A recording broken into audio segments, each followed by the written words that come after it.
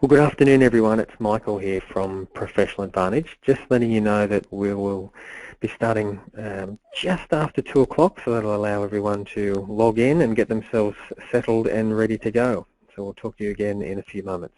Thank you.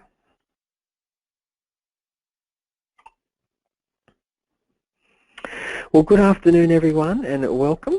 Welcome to our Microsoft Dynamics GP webinar on year-end process.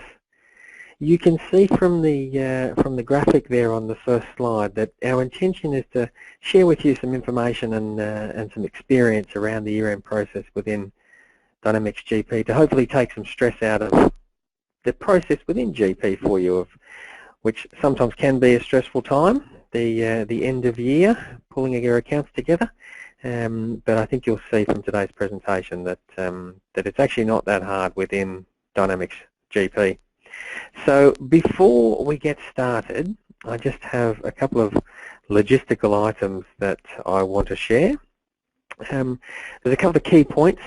Firstly, we will be recording the session. So while you're welcome to take as many notes as you like, you certainly don't have to continually take screenshots of everything you see, either the slides or the presentation within GP itself. We'll record the session. We will post it up onto our YouTube site, and that way you can review it and relook at it as many times as you like, as well as share it with anyone else in your organisation that you think would be worthwhile. We'll also send through a copy of the presentation deck, and inside that follow-up email will be some information regarding the actual year-end procedures documentation, so quite a useful follow-up email there for you. As we go through the presentation today, you're more than welcome to ask questions. And the way you do that is in the bottom right-hand corner of your webinar panel, you'll see a questions piece. In there you can type your questions, and we will allow some time, about 5 minutes at the end of the session today, to actually go through those questions. So as you have a question that pops up, please just post it into the panel, and we'll get to those at the end of the session today. So let's get straight into it. I have with me Greg Long, who is one of our senior Dynamics GP consultants, who's going to share with you his experiences and take you through the year-end process today within Dynamics GP. So thank you, Greg, and we'll now hand over to yourself. Thank you, Michael. I'm just wondering if you can hear me okay? Sure can, loud and clear. Started. Brilliant. Okay, so today, really, this afternoon, I wanted to step through the year-end process. I guess when I speak to customers, it's either their first time or it's something that they just do once a year. And so there are a couple of, I guess there's risk or fear attached to it. And so it's always a good time now for 31 December year ends to go through that process. And so what we'll do is basically I'll be talking about 3 sort of areas within this presentation. I'll be looking at the file utilities that we need to go through. I'll be looking at year end for the subledgers, and the third part will be year end for the general ledger. So let's get started with some important things. The first thing is that previously you could not reverse a year-end, but if you're on GP 2013 R2 and higher, 2015 or 2015 R2, this is now reversible, and I've been playing with it a bit today, and it's a pretty funky routine. So if you do make a mistake, thank goodness Microsoft has got your back, because you can now reverse it. The second point is definitely, you'll see a lot in these slides about backing up and taking backups before and after. Really, all you need to do is get your databases, your GP databases backed up before you start the process, do all your processes on all your companies, and then take a backup afterwards, okay? That just gives you some peace of mind just in case there are issues or anything like that. And the last thing is, all your users should be logged out of at least the company that you're doing the year end on. If you've got multiple companies and you're doing them one at a time, obviously you need to get them out of that company. And also, really, you should be logged in as the SA user, the administrative user, if you're wanting to do that. Well, it's just good practice to do that. You don't have to, but it's good practice.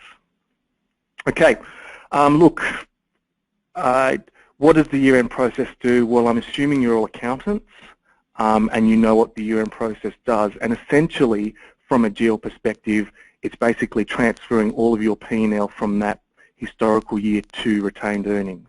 Okay, and it creates opening balance. It creates the opening balances for the next year, and it can remove inactive accounts and do other things. I guess one of the questions that I get is, or that really is, when do I need to do the year end? And the answer really is anytime. But there are certain implications. So if you have financial reports and that you need to get the opening balance in the next financial report, well, you need to do the year end before the first period of the next year. We do have clients that have management reports or FRX reports that enable you to add those up, so they don't do it for a number of periods. But you know, it's up to you when you want to do it. Maybe you've got auditors that come late, or maybe you're just not ready to do it at this time.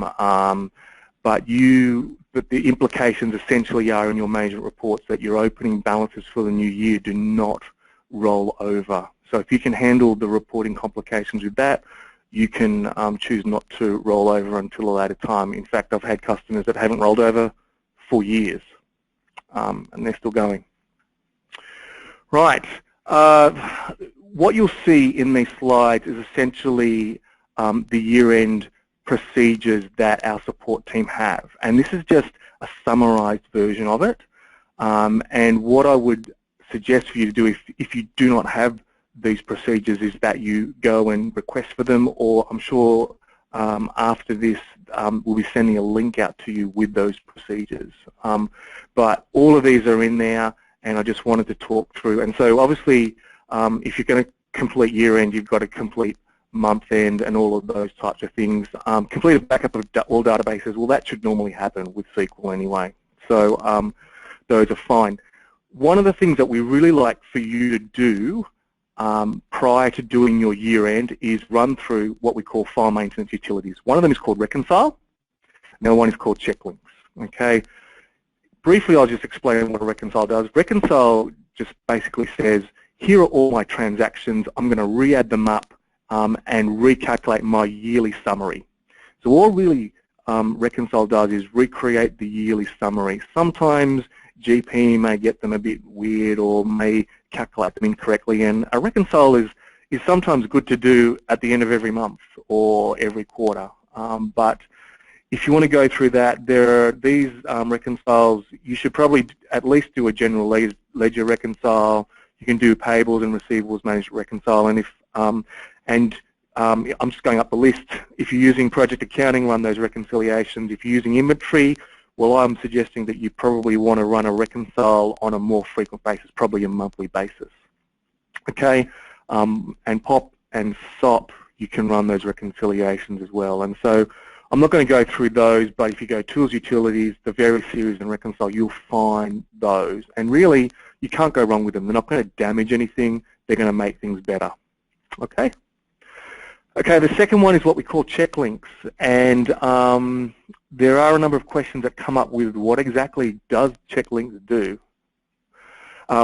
Really, checklinks enables verification between different tables for a particular series. So for example, if I had a payables transaction, I'd have a header table, I'd have a distributions table, I'd have a tax table, and I might have a document number table. And so what checklinks does is it makes sure all the links between those tables are right. And what it normally does is that sometimes if you delete some data or something like that and some data is in one of the tables, it'll take that data out. So checklinks is a good thing. Okay, and so essentially I would probably suggest for large organizations or large GP databases, you should probably be running checklinks every quarter at least. It's something that you should pretty much be doing there. And if there are any questions regarding checklinks, we can certainly go through that process, but it certainly is in the instructions on how to run those checklinks. I might run back to that and show you exactly what that is soon, but what I like to do is to tell customers to run these checklinks prior to we're doing the year-end rollover. You can do it on the day of the year-end rollover, and it may take some time. So depending on the size of your database, reconcile and checklinks may take half an hour to 3/4 an hour to get through each of them. I mean, I've got some customers with large databases and checklinks. We run them overnight. So I would suggest that you do some planning and you run checklinks over your GP databases the week before you want to run your year end. Okay? That's all I'll say about checklinks. I want to really get to the nitty-gritty of the year-end process. We may revisit the checklinks and reconcile later when we look at GP. Okay, just a little bit more about checklinks and where we find it, maintenance, checklinks, and select the series. And there are only really the basic core financial and distribution series. If you've got other add-ins like Microspft or other small third-party products, you may not find checklinks for those, but that's okay. All right. So part 2 of the year-end procedure is running the routine, the year-end routine on the subledgers. Now, one of the questions that I get asked is, do I need to run the year-end routine on my subledgers? And the answer is yes and no. Okay. If you're using fixed assets, yes, you must. Okay. So if you're wanting to depreciate into your next financial year, you must run the fixed assets year end. For all the other modules, inventory, receivables, payables, it is completely optional to run it. And really it doesn't do a lot, to be perfectly honest. And so for completeness, you can run through them, and I'm going to run through them as well. But really, this is something that I will show you if you don't use the yearly summary inquiries, and the last close inquiries, really you don't really need this information because it's there already. Okay. With the inventory for each, and we're just going to go through each of them. For the inventory, obviously we need to close fiscal and tax periods, run the year, and we generally run it in this order: inventory, receivables, payables, and fixed assets. Yeah, look, I would definitely run inventory first, and receivables, and you know, the top 3 are essentially optional, but definitely a fixed asset. So it doesn't really matter what order that you do them in, as long as everything from payables has been closed, because payables management and POP generally affects fixed assets, and so you can run fixed assets first if you want to. Okay. With the inventory one, there are some things that are different to the other subledger modules. The year-end must be run before any transactions for a new year be posted. Now, that's a difficult one for any inventory-based organization, because inventory is operational and it just runs. And so what I'd probably suggest is, if you're going to run it as soon as you've pretty much had year-end and your guys are going back and creating inventory transactions for the new year. There's no, I guess, clean way to do this year-end. There are various options that you can remove, and we'll go through those, and there's no year-end inventory report. I'm just going to go through receivables, and then we'll flick to GP, and I'll show you them in GP. Really, in receivables, we talked about closing and backups, and just making one backup. Closing your fiscal period, you should be doing that in any case, and the tax year. And so there's not much to do there other than really close the year. and I'll show you what happens with that. And if I just flick to the payables management one, it is post all transactions and all those types of things, run your reports, and essentially close the year.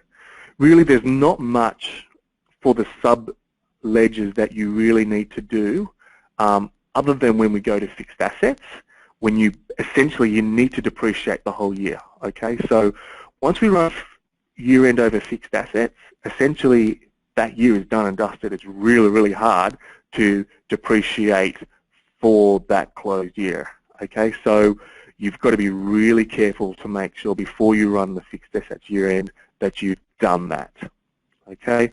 And so this is just points from the year-end closing. Depreciate all assets, perform your GL posting, you've got to do that, run your reports, ensure your fixed asset calendar is built well. It should be, because you're doing fixed assets for the year, but you can check that. I'm not going to do that. And then do your year-end closing, okay? And there are reports that run. So what I'm going to do is I'm just going to flick back and just tell you a little bit about what the year-end does for the subledgers. I'm just going to now flick to GP.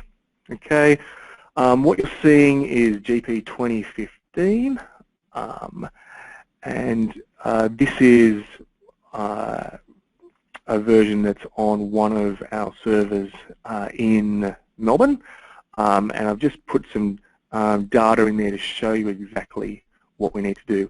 What I might do is quickly show you where the reconciles and all that. So I'm just going to run through the top area with the way that we do the navigation. So if I go Tools, Utilities, and say I want to do a financial reconcile, you can see the reconcilers there.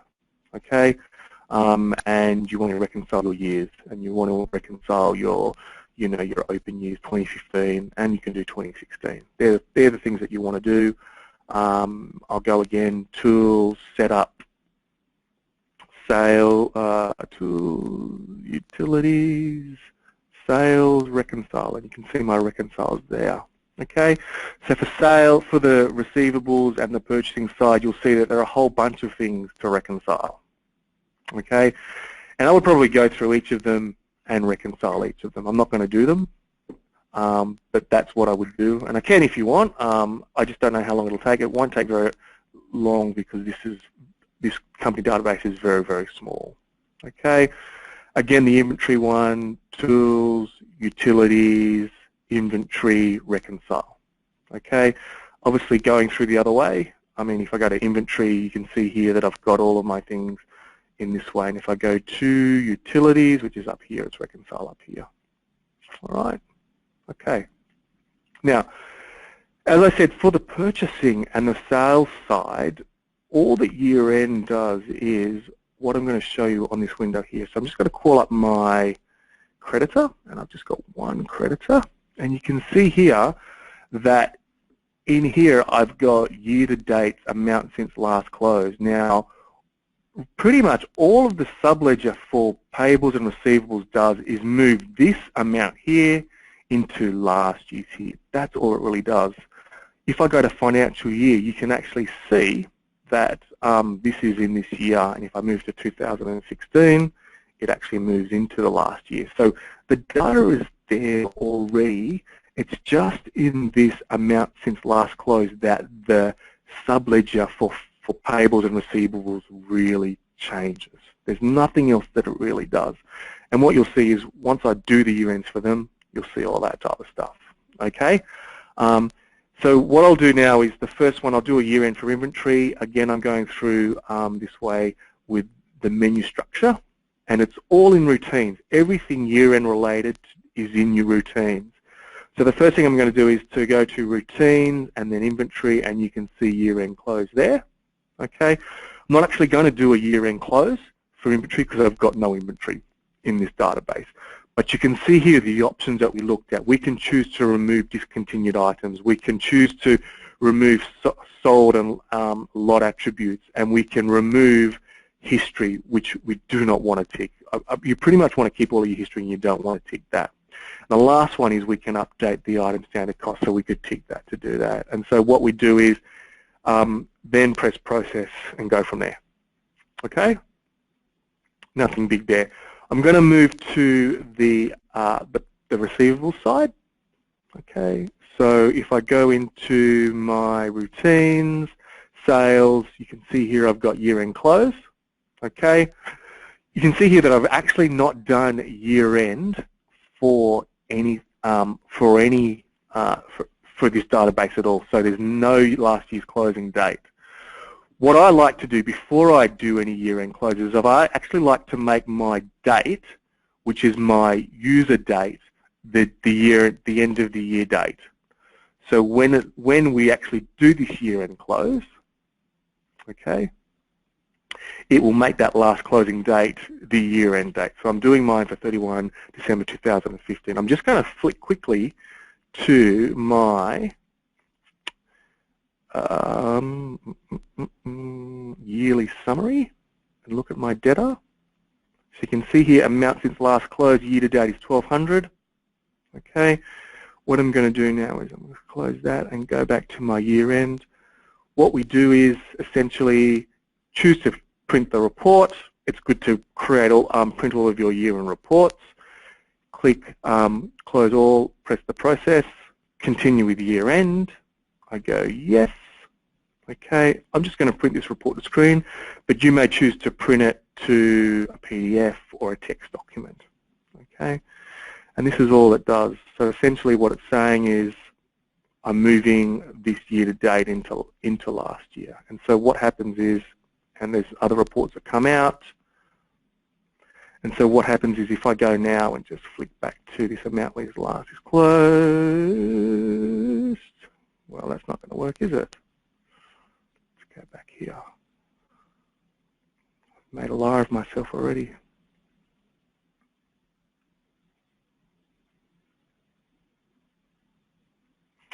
That's better now. So you can see it was in year to date, but now it's moved to last year. That's really all that the payables year-end close does. Okay, again, I'm going to go and do it the same to receivables. So remember you saw in my purchasing series, and I'll go to my creditor yearly and I'll bring up my creditor again. You can see that year to date currently amount since last year's close, and this transaction is in 2015. If I now go into tools, routines, purchasing, year-end close, again, very similar screen. You can see my last year's closing date hasn't been there because I haven't done it before. I've made my date 31/12/2015 as that last year. I'm just going to go close year, print my report to screen. Okay, so you can see here now that for my creditor, this amount is actually going to go into last year. So if I close that and go back to my summary, let me see if I can flick back here and see if that works. So now, instead of being in the year to date, it's now in last year's. Okay.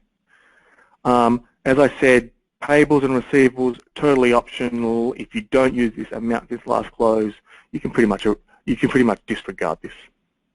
Don't need to worry about it at all. Okay. What I'll do now is I'll do the fixed assets.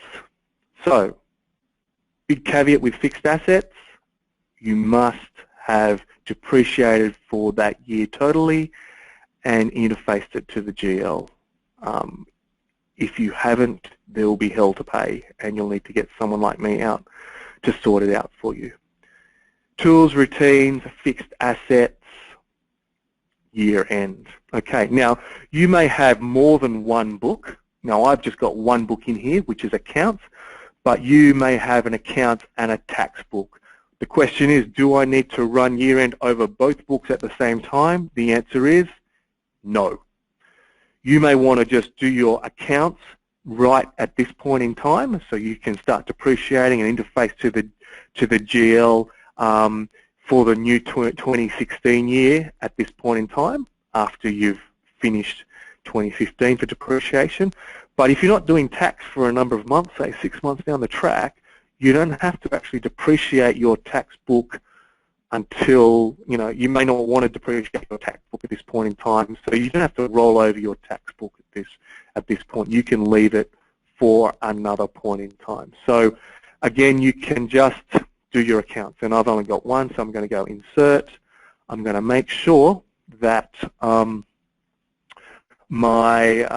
so I'm going to make a mental check. I've done all my depreciation, so I'm going to do that. I'm actually going to go continue, and then I'll press continue here, and then a report will run out with what has been my fixed assets. Okay, so in this database I've only got one asset, and essentially it's got in there what has happened for my year-end close. So it's good to save that as well. Right, so just going to flick back. So what will happen now is, after you've done your fixed assets year and rollover, you can now depreciate in 2016. Now, as I said before, you will have to you'll have to do your fixed assets year and rollover at some point in time before in the month end of 2016, or the first period of the next month. You don't have to do your financial year end at that point in time at all. Okay, so you can hang off for that for a later point in time. Maybe your auditors are still doing stuff, maybe you haven't finalized things. You can always do your fixed assets year end first and then do your financial later down the track. Okay, I'm just going to flick back to the PowerPoint. So the updates basically updates the year-to-date and last year for summary reports and this amount since last closed. Okay, so I showed you that. As also, there are some smart list summary reports that will be affected as well. So that's for receivables and payables. Okay, so so if you've got some questions with that, I know I did go through that fairly quickly.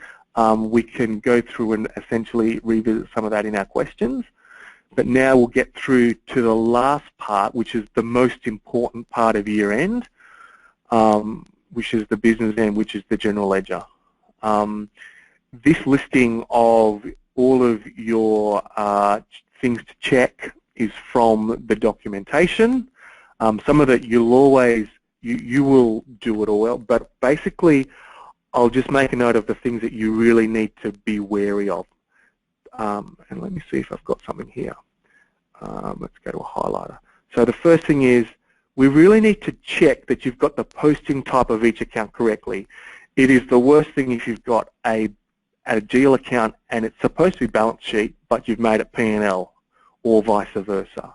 You really need to check that you've got the posting type correct. Otherwise, your year-end journal is going to be a bit skewed. Closing the last period is fine. Performing the file management, as we talked about. Verify the settings of the GL setup window. That's a really important thing to do, especially if you're a new implementation. We need to make sure that you've got that right. Otherwise, you might be posting to the wrong retained earnings account, which may not be great. Okay. Backups we've spoken about. Again, just do it prior to the year, the total year-end process.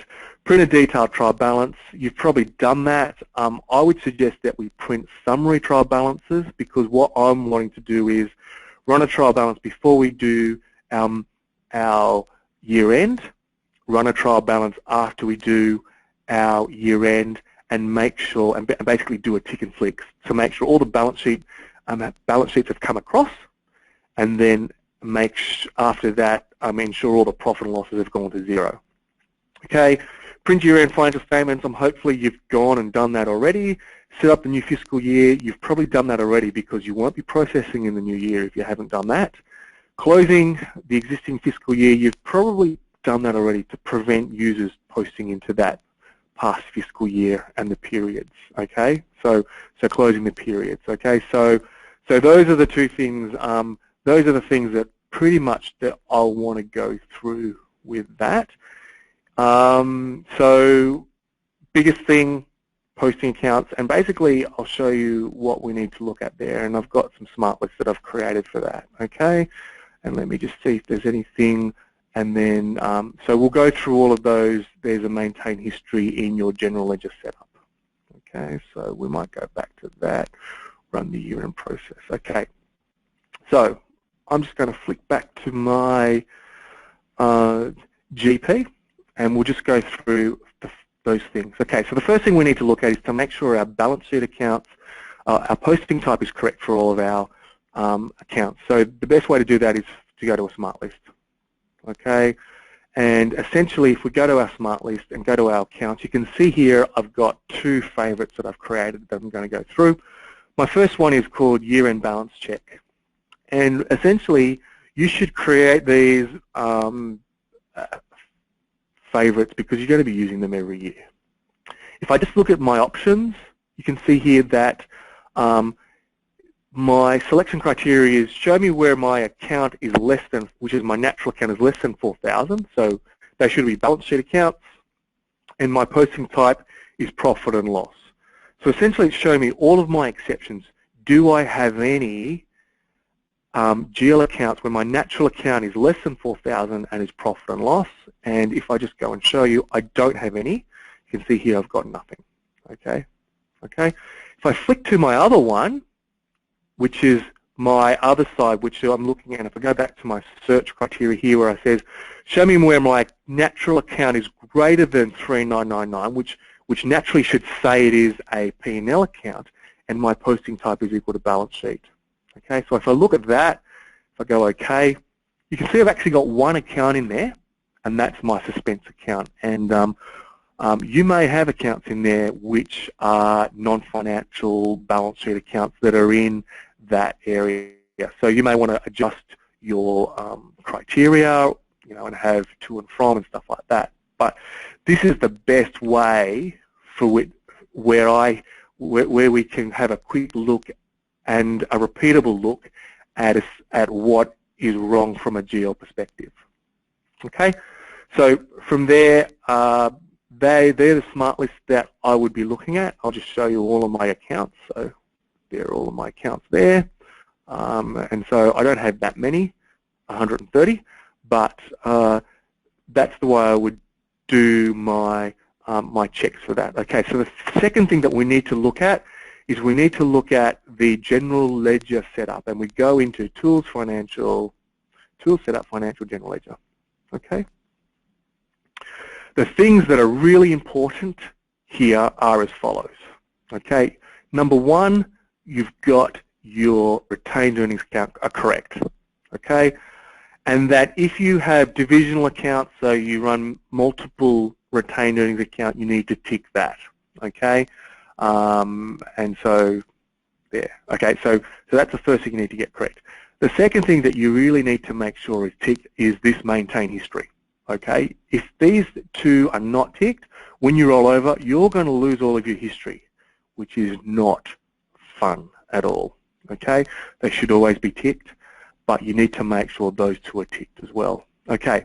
So the last thing that you need to really check is this allow posting to history. And for those that are new to GP, this allows you to actually post a transaction to a close, to the most recently closed historical year.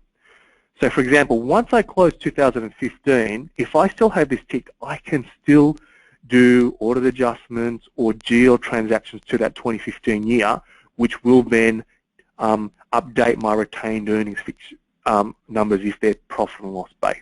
So that's what that allow posting to history does. Okay, so once you've got those three things sorted, retained earnings, maintain history, posting to history, you're all okay to go and do your year end.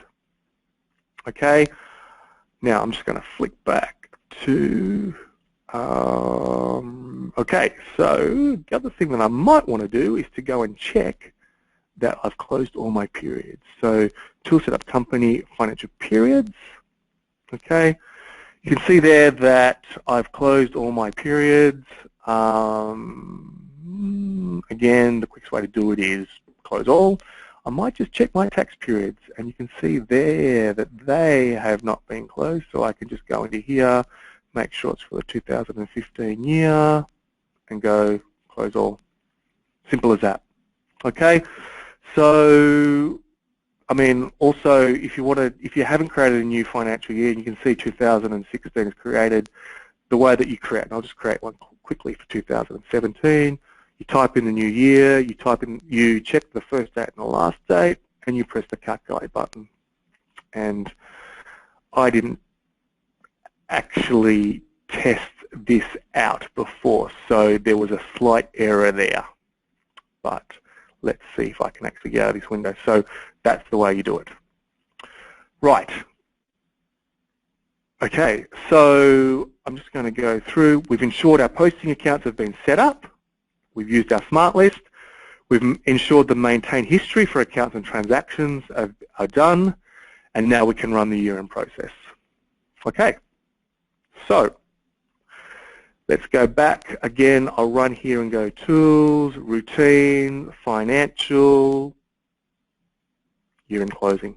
Okay, now there are a number of new options, I would say, from GP 2013 onwards that are here.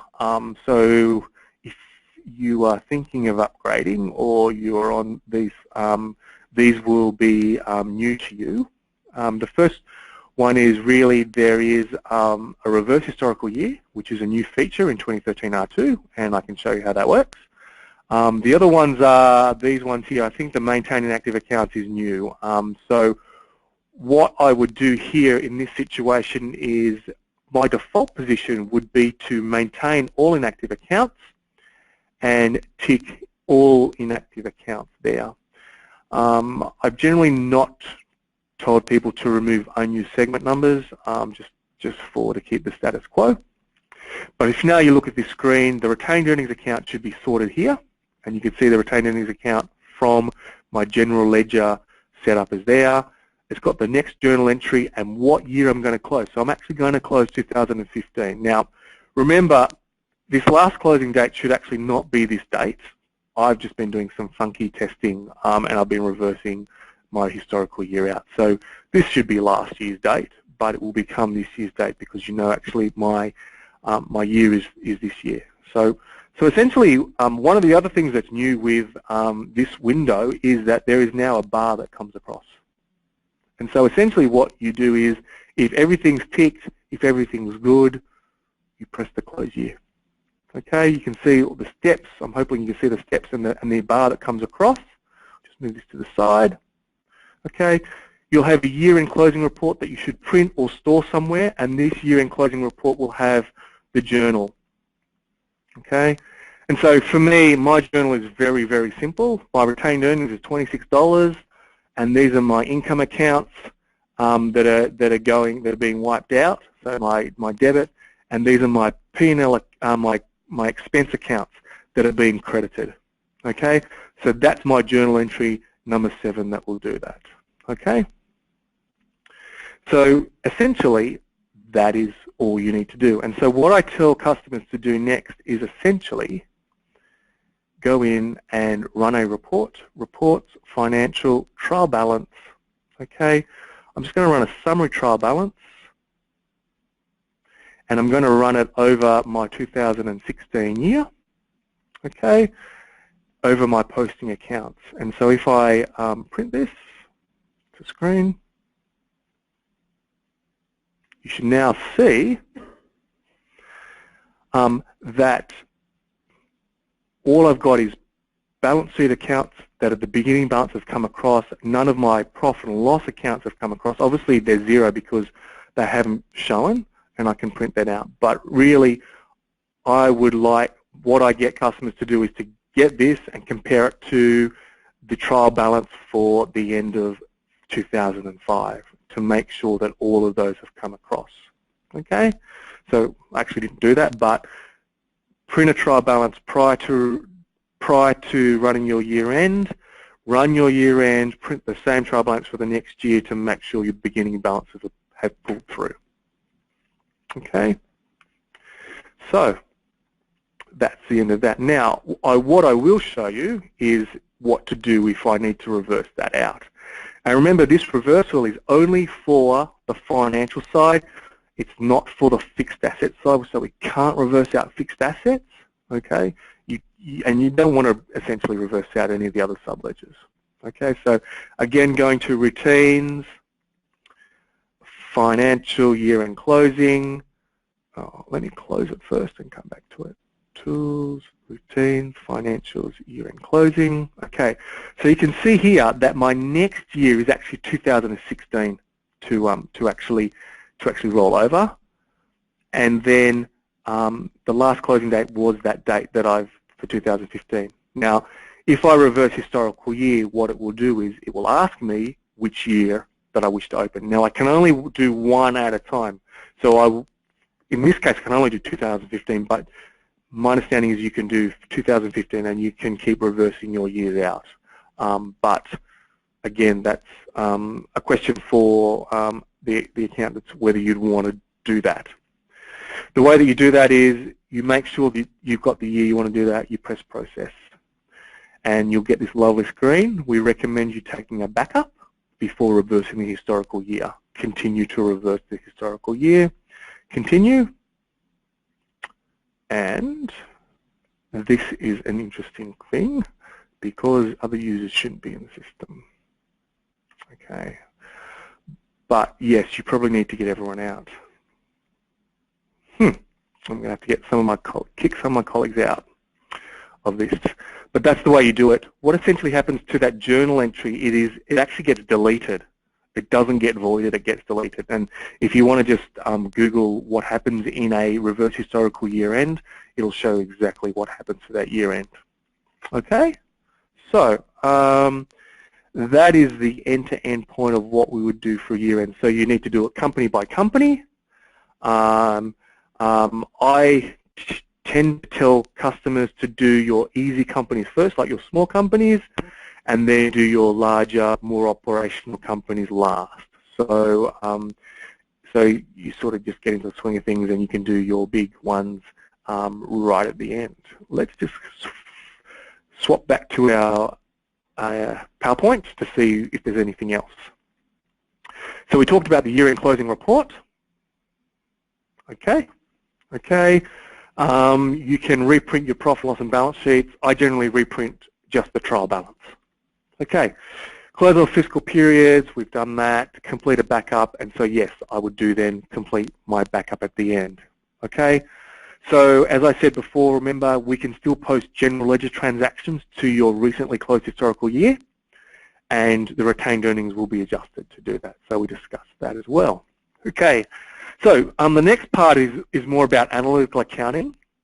It is more involved, I would say, analytical accounting, and I haven't done one for a number of years.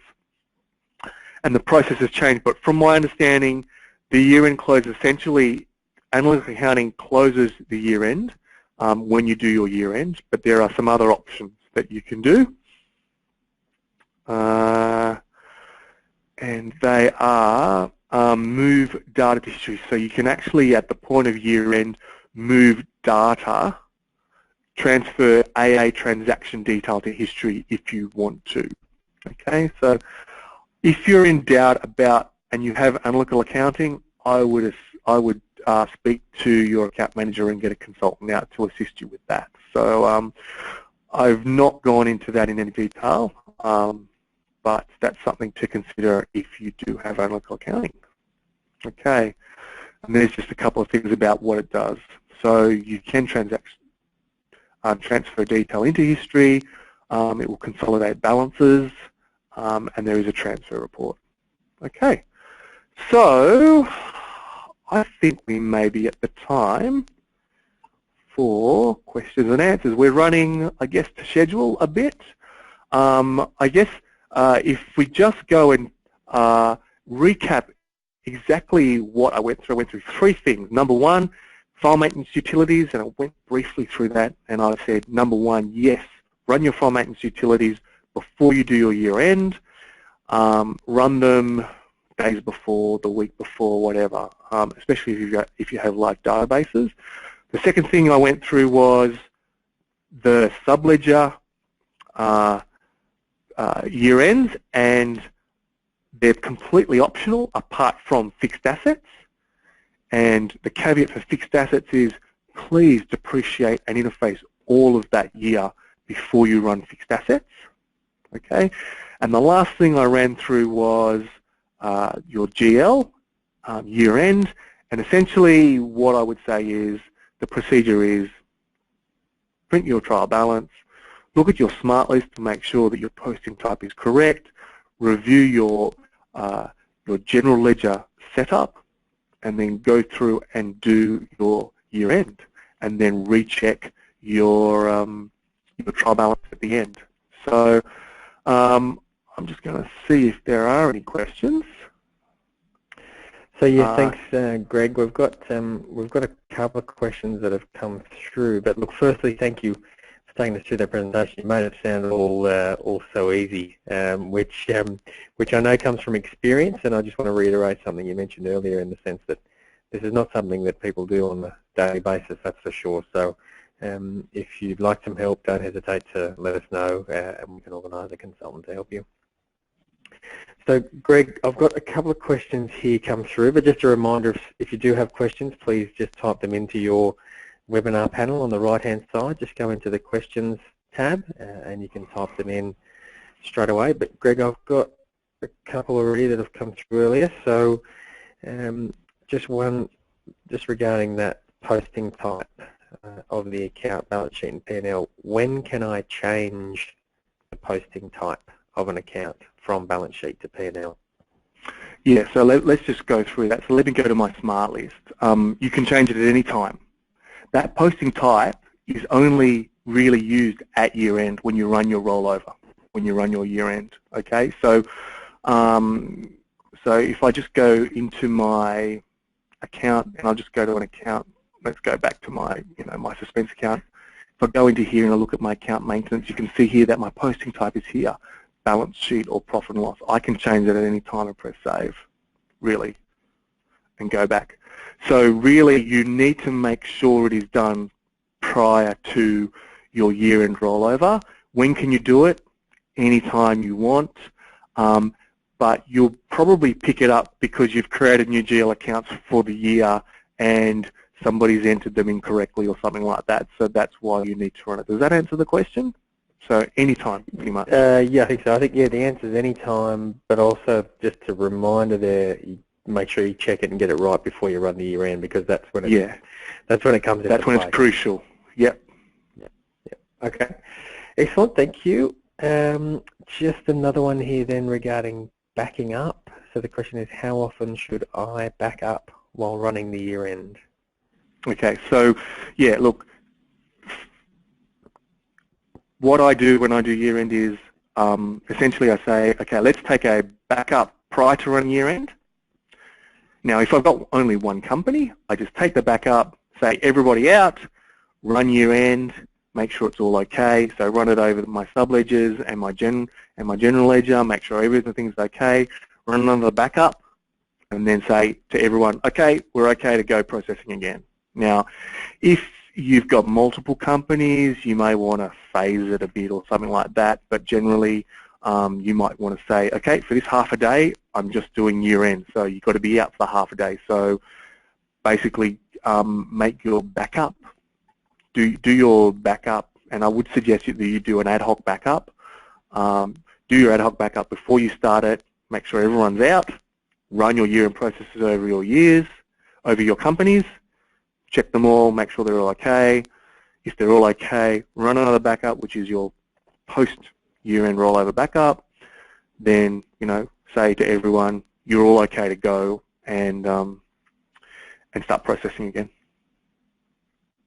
Okay, excellent. So as a minimum, prior to running the backup, prior to running the year-end, and then once you've completed the year-end. Yeah, look. Well, in the documentation, it goes through each module and says take a backup before, take a backup after. Now, that is confusing to users, but basically I would say take one backup before you do everything, do it all, make sure it's okay, and then take one backup after it. That's probably at minimum what you should do.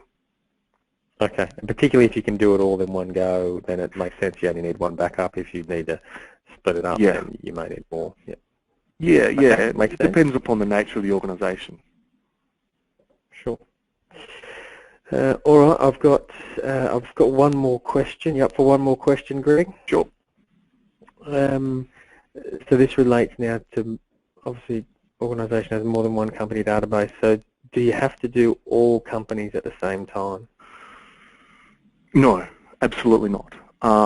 And, you know, some companies may have different year ends. So I've got customers, they've got 31 December and some are 30 June.